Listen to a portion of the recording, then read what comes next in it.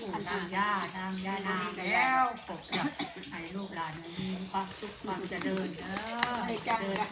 หน้าที่การงานยิ่งขึ้นไปในทางข้าวหน้าเด้อไม่ว่าง่ายๆเด้อจ้าสาธุไปรับมารับด้วยไกลเงินปูไกลเรื่องเดือนไกลโดนนี่แหละแม่ผู้ใดอยู่ไกลก็ให้ย้ายมาไวๆยิ่งมึงเข็นลงจากวัดไปย้ายแน่นอนเป็นเส้นเลือดฝอยในสมองรถน้ำเลยให้เปิดก่อนเลยรถน้ำปู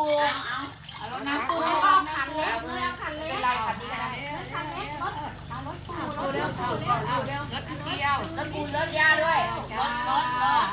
ยาด้วยรถยาด้วยเอาไปไม่เอาที่คองเอาเดินไปเลยเดินกับแม่เหลือเอาเดินมาถือขันขึ้นไปเลยไม่เอาที่คองนะเอารถยาด้วยแม่ขันเด้อเอาแข็งแรงพอเด้อโดนเย็นจะได้ไม่ตายโดนอะไรเอาแข็งแรงเด้ออันใส่เนื้อหลายอันนี้กันถ้าร่างกายแข็งแรงจะเป็นมิตรต่อไปเด้ออยู่เป็นโรคใส่กันเด้อ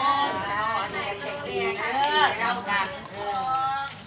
ยิ่งมันมายิ่งเดียวเป็นการดูแลใหม่ค่ะถ้าแข็งแรงเฮ้ยมาแล้วแม่ใส่ลูกไปตามสูตรให้ถ้าแข็งแรงยังไม่ได้มีเงิน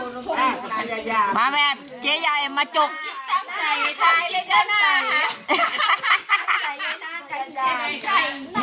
นั่นคำอวยพร